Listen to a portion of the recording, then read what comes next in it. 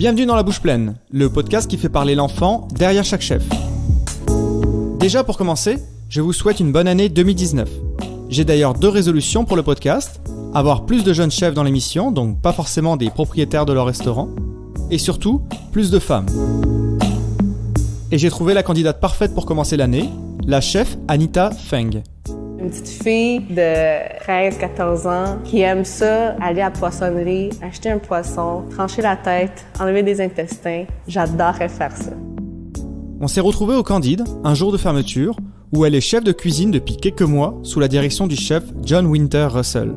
On a parlé ensemble des plats qu'elle cuisinait avec sa grand-mère, de son intérêt pour la bouffe à partager en famille, et de ce moment dans son enfance où elle réalise que sa boîte à lunch pour l'école est un peu différente des autres. Je voulais de la lasagne ou genre pâté chinois. Là.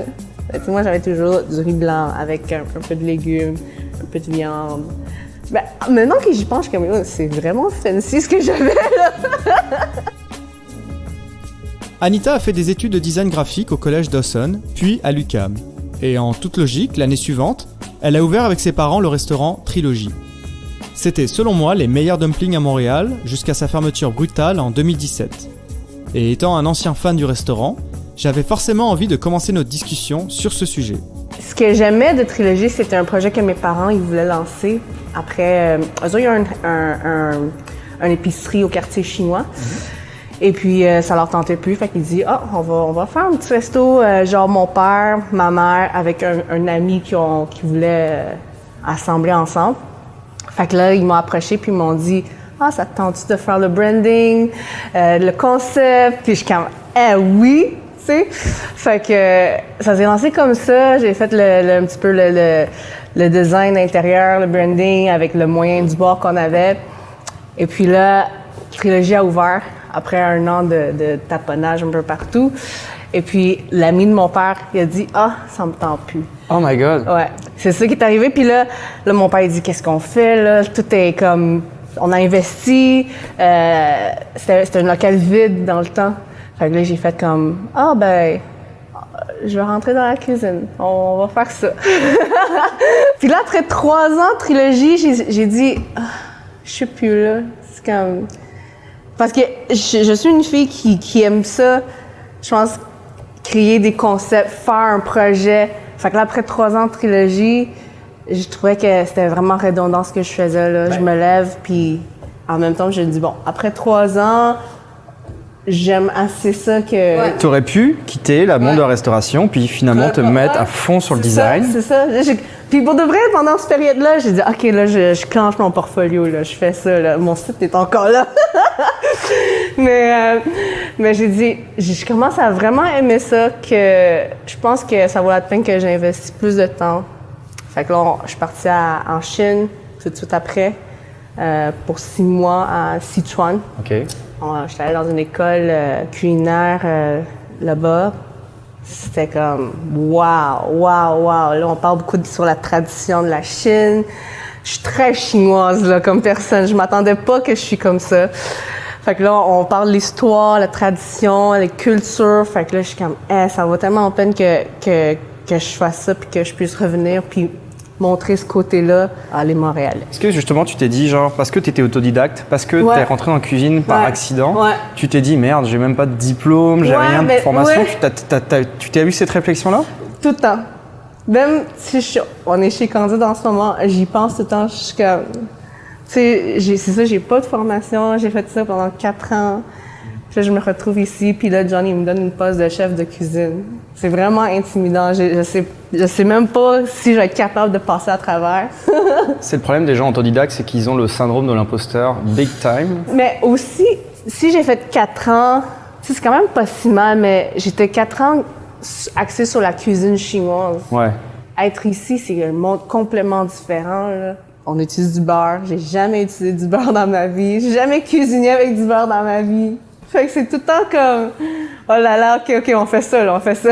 Mais j'ai aucune idée. Puis ça correspond zéro en plus à ce que tu avais essayé d'apprendre en Chine. Fait que finalement, tu reviens puis tu te retrouves dans une cuisine. Mais je trouve ça le fun. L'idée que je sois ici aussi, c'est d'apprendre vraiment comment gérer un restaurant.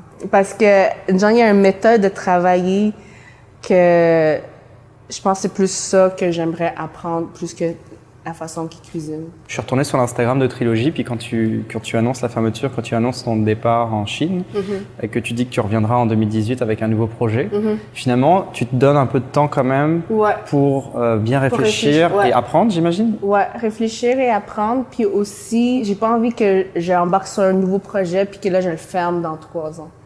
Je veux vraiment que ça dure. Fait que je prends le temps d'apprendre des choses que je veux apprendre, d'assimiler. Est-ce que c'est vraiment ça que je veux faire? Il y a une méthode, est-ce qu'il y a un concept que je pourrais venir que sans travailler des heures de fou puis se lever? Tu sais, je vois John, il se lève à 6 heures du matin puis il dort à 2 heures du matin. J'ai pas vraiment envie d'embarquer dans ça. Fait que finalement, je me dis, hey, Trilogy, c'était malade, là. Genre, je faisais des petites heures. C'était fou, là. Mais bon, tu sais, c'était un choix qu'on a fait dans le fermement, on peut plus retourner. Anita fut longtemps éduquée par ses grands-parents en Chine avant de rejoindre ses parents au Canada à l'âge de 9 ans. Elle a donc, selon elle, une éducation et des goûts très chinois. Ce décalage, elle l'a senti assez vite à l'école au Canada. Chez nous, on mangeait tout ce qu'il y a. On mangeait du riz blanc, puis on accompagnait tout ça avec toutes sortes de trucs. Fait que là, quand on apportait notre lunch à l'école, là, je regardais mes amis. C'était autre chose, c'était carrément autre chose. Fait que des fois, je suis comme, pourquoi je mange ça, là, genre? Fait que j'avais des fois le goût de manger comme eux autres. Je pense que c'était ça. Puis là, je pense qu'à rendu un moment, j'étais un petit peu même gênée de montrer ce que j'avais parce que je trouvais que c'était tellement différent de eux autres. Avec t'as quel âge en ce moment-là? Peut-être 10, 11 ans, là. Puis t'es intriguée, t'as envie d'être un peu comme tout le monde à ce moment-là? D'avoir le même lunch que tout le monde? Ouais. Tu voulais avoir quoi dans les lunchs là? C'est quoi un lunch? Je voulais des sandwichs, je voulais de la lasagne ou genre pâté chinois, là. Tu sais, moi, j'avais toujours du riz blanc avec un peu de légumes, un peu de viande. Ben, maintenant que j'y pense, je suis comme, c'est vraiment fancy ce que j'avais, là. Ouais, mais tu sais, à l'époque, j'avais le goût d'un hot dog, là. Quand est-ce que tu as commencé à goûter des spécialités québécoises? Quand est-ce que tu as commencé à manger ça, je t'en... Ben, quand on est petit, on fait des fois des échanges de plats avec les amis. Tu goûtais à ça. Fait que là, un petit peu comme ça. Y a-tu un plat québécois en particulier, quand t'as goûté, t'as fait « mais c'est trop bon ça, pourquoi genre on mange pas ça dans ma famille ?» Non, Ah, tu restais quand même fidèle, genre aux recettes familiales. Ouais. Tu sais, puis quand je cuisinais les soirs, vu que mes parents avaient une épicerie, samedi après l'école chinoise, on allait à l'épicerie de mes parents. Je prenais mon chariot, puis là, je ramassais tout ce que je voulais. Mais c'était très chinois, là. Et finalement, c'était plus un statut social quand t'étais avec tes amis à l'école, au lunch. Ouais. Mais finalement, t'aimais quand même ce que tu mangeais. Ouais, parce que même là, admettons, des fois, on fait des staffs chez Candide. J'ai pas envie de manger ça. J'ai pas envie de manger des pâtes. J'ai envie de manger des nouilles. Fait que c'est vraiment, t'as raison, c'est vraiment ça. Un autre exemple, c'est genre, mettons, déjeuner. Mon chum, il va manger du gruyot et salade de fruits. Moi, je vais manger des nouilles. Bon, alors du coup, tu vas me raconter des souvenirs culinaires de jeunesse que je ne connais absolument. On n'a pas de référence de répertoire. Non, c'est ça.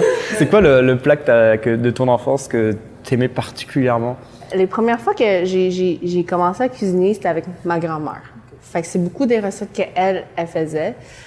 Fait que je me rappelle vaguement là, des scènes, des images de moi avec un wok, très vaguement.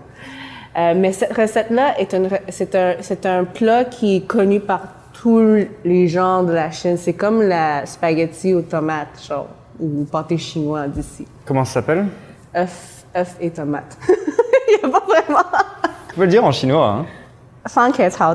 Mais qui veut littéralement dire œuf et tomate? Ouais, tomate et œuf. Mais ce plat-là est aimé par tous les enfants. Fait que c'est un plat qui, admettons que, tu sais, t'es sûr que t'as des œufs à la maison, tomates, c'est mal certain que t'as des tomates à la maison. Fait que, admettons, après l'école, c'est ce plat-là que je vais cuisiner souvent pour moi et ma sœur. Est-ce qu'il y a des traditions que t'aimais particulièrement? Ouais, j'aimais beaucoup ça, un poisson entier steamé au milieu de la table. Pourquoi? C'est ludique? Ouais, quelque chose de drôle, c'est que... ben, drôle, pour moi, c'est drôle. Tu sais, genre, Dans ta tête, c'est comme une petite fille de 13-14 ans qui aime ça, aller à la poissonnerie, acheter un poisson, trancher la tête, enlever des intestins. J'adorais faire ça. J'aimais vraiment faire ça. Pourquoi? Je sais pas! Je sais pas. Parce que c'est zéro design, hein, on va se le dire. Ouais. Je sais pas pourquoi j'aimais ça. Puis l'odeur me dérangeait pas. J'aimais l'odeur, genre. C'est vraiment drôle. Tu peux m'expliquer pourquoi j'aime ça? Je sais pas pourquoi j'aime ça. C'est pas à moi de t'expliquer, je sais pas, justement, c'est intriguant. Je pense que c'est aussi l'esprit de la famille que quand t'as un poisson aux tables, tout le monde va aller chercher le poisson en premier. Puis là, c'est le partage. On se bagarre un petit peu pour avoir le morceau qu'on veut. L'aspect social aussi, hein, parce que c'est sûr que c'est partage versus avoir son plat. Mais ouais. Oui, c'est une des choses que j'aimais faire aussi avec mes grands-parents, c'est qu'on se mettait autour de la table puis tout le monde faisait les dumplings. Fait que le côté social, je pense que c'est vraiment important pour moi finalement. Je m'en rends compte, je m'apprends. Près d'une facturation de psychothérapie à la fin. Mais oui, le côté social, j'aimais ça que toute la famille. Puis là, jour de Nouvel An, on commence à faire des dumplings. Après ça, la tante s'en vient, la cousine s'en vient. Tout le monde embarque dans la table, puis tout le monde commence à faire des dumplings. Ça, j'aimais beaucoup. C'est marrant parce que y a une étape entre cuisiner avec sa grand-mère, puis je sais que tu as fait des études de design, donc ça n'a plus rien à voir, mais de découvrir qu'on peut en faire un métier de faire de la bouffe. Ouais. Quand est-ce que tu le réalises en tant qu'enfant qu'il y a des gens dehors, qui s'appellent des chefs, qui font de la bouffe dans des restaurants? Zéro. Ça n'est jamais venu dans ma tête, ça. Jusqu'à trilogie. J'étais quand même très fermée quand j'étais enfant. J'ai des amis, mais c'est très difficile de rentrer dans mon monde, en fait. Fait que je sortais pas beaucoup. Fait qu'en famille, si on sortait, c'était dans des restaurants chinois. Le monde du restaurant autre que le quartier chinois, je connaissais pas. Jusqu'à rendu à l'âge que j'allais au cégep et à l'université, là, je commençais à être un petit peu plus ouvert. Puis je pense que c'était plus le côté du restaurant qui m'intéressait plus que la bouffe. Tu sais, le design intérieur, le branding. C'était plus ça qui m'accrochait. Fait que là, je sortais pas peut-être manger, mais aller genre expérience du restauration. Ouais, c'est ça, c'est l'expérience, le concept, le lieu versus ce qu'il y a dans l'assiette. C'est ça qui t'a amené un peu à cette culture-là, quoi. Fait que là, on parle 20 ans, là.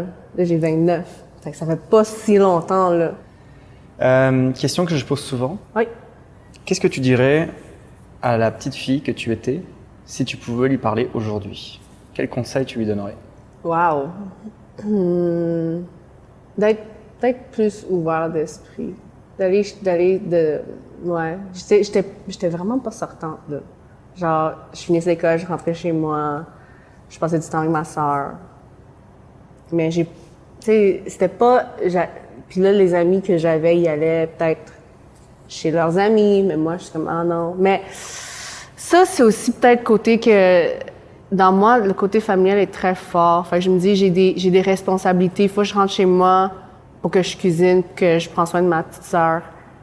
Mais si là, j'aurais fait comme, bon, tu peux aller jouer dehors, tu peux aller explorer, parler aux gens. Mais moi, j'étais comme, non, je vais rentrer chez moi, je vais faire mes choses. T'étais sérieuse? Ouais.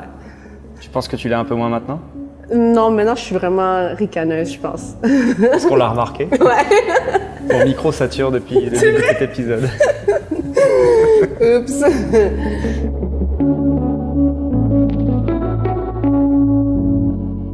Dans chaque épisode de La Bouche Pleine, le chef invité doit cuisiner un plat qui a marqué son enfance. Comme vous l'avez entendu, Anita, enfant, n'avait pas une grande passion pour la bouffe. Par contre, elle aimait vraiment cuisiner avec sa grand-mère. C'est donc un plat à souvenir qu'elle va nous préparer aujourd'hui. Bon, alors, c'est un plat c'est le premier plat que j'ai appris de ma grand-mère. Plat de tomates et œufs, que toute la République de la Chine la connaît, mais que toutes les familles ont leur version eux-mêmes. Mais je vais l'adapter un petit peu au goût du jour, parce que après avoir été en Sichuan, mes palais ont changé, puis je mange assez épicé. Fait que ça va être une version du tomate et œuf épicé. Ok, bah on va cuisiner ça. Ok. Surtout toi. Oui. Et ça, c'est un plat qu'on mange à quelle occasion? Quand tu veux, à Pékin, eux autres, ils vont manger ça avec des nouilles le matin comme déjeuner. Les Cantonais, c'est vraiment plus un plat pour les enfants, un plat cheap, Ouais. mais qui est beaucoup aimé. Et là, on va faire sauter le gingembre pour que l'huile il dégage de l'odeur de gingembre. Tu cuisines aux baguettes? J'adore cuisiner avec la baguette. Je sais pas comment cuisiner avec une cuillère. On cuisine avec une cuillère ici. Fait que c'est juste de... Puis là, ici, on a des tomates qu'on a enlevé la peau, coupées en petits dés, que je vais mettre dedans. Fait qu'il faut vraiment que le pan il soit chaud. Je pense qu'on entend bien que la panne est chaude. Ouais. Fait qu'on laisse mijoter un petit peu, puis on va la... J'ai appris le mot déglacer. On va la déglacer avec de l'eau. Il y a des trucs comme ça qui t'ont amusé justement, des choses que tu as apprises en cuisine plus occidentale ici. Ouais. Il y a des termes comme ça, des choses, des façons de faire. Quand je suis rentrée chez Candide, je connaissais 0 terme en cuisine. Fait que là, quand les gens de la cuisine sont comme hey, passe-moi la Marie, je suis comme what the fuck is that? Par contre, si tu la vois, tu sais ce que c'est. Ouais. Mais genre le mot. Ouais, c'est ça. Ou genre le silpat, ou genre. Je suis comme, attends, mais moi c'est quoi là? Maintenant, ça va mieux après un mois. Disons que ça va vraiment mieux. Alors, étape suivante. Donc là, tu laisses vraiment, quelques temps là. Ouais, vraiment. Là, on veut vraiment que. Tu veux que ça fasse une compotée ou... Ouais, vraiment. Fait que ça va vraiment bien avec du riz, avec des nouilles. Ça fait comme une belle sauce dessus. Fait que là, on va mettre de l'eau. Puis on va mettre du sel. Puis la cuisine chinoise, ça prend vraiment du sucre. Que John, il appelle ça le poison. Ah ouais, hein. Puis nous, on utilise du sucre blanc. Mais là, on n'en a pas chez Candide, fait que c'est du sucre d'érable. Évidemment. Évidemment. Fait que là, on voit que ça commence à déjà comme être moins dur, les tomates. Ça devient un petit peu comme une compote. Là, on peut l'enlever du feu. Ma version épicée, c'est que je fais des piments fermentés. Fait que là, il y a un petit peu de gingembre, il y a un peu de l'ail. C'est pour ça que j'ai pas mis de l'ail au début, mais normalement, on va commencer à faire chauffer le poêle avec le l'ail et du gingembre. Alors, on finit avec les œufs.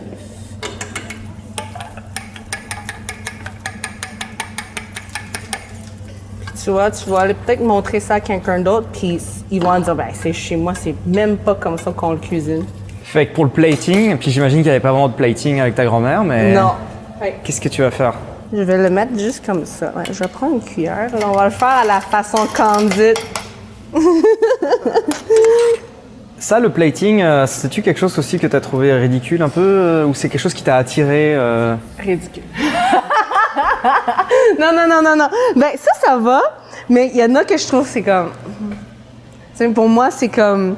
Il faut que ça soit bon. Oui, il faut que ça soit beau.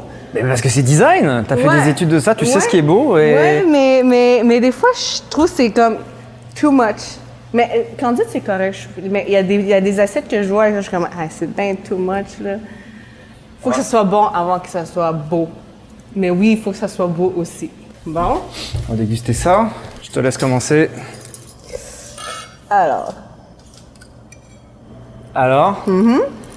Bah, c'est la première fois que tu goûtes cette version épicée. Ouais, mais c'est pas tant épicé que ça, finalement. Puis ça te fait penser à quoi, là, quand tu le manges? Un petit peu de ma grand-mère puis un peu de Sichuan. C'est ça, c'est comme un mix de plusieurs souvenirs en un seul plat, quoi. Souvenirs, ouais. Des beaux souvenirs, quoi. C'est super bon. Parce que l'œuf, il donne un petit... c'est comme un scrambled egg aux tomates, mais tomate est beaucoup plus présent que le scrambled. Ça ajoute beaucoup à l'humidité de l'œuf pour être capable d'être rond et réconfortant, surtout. Ouais.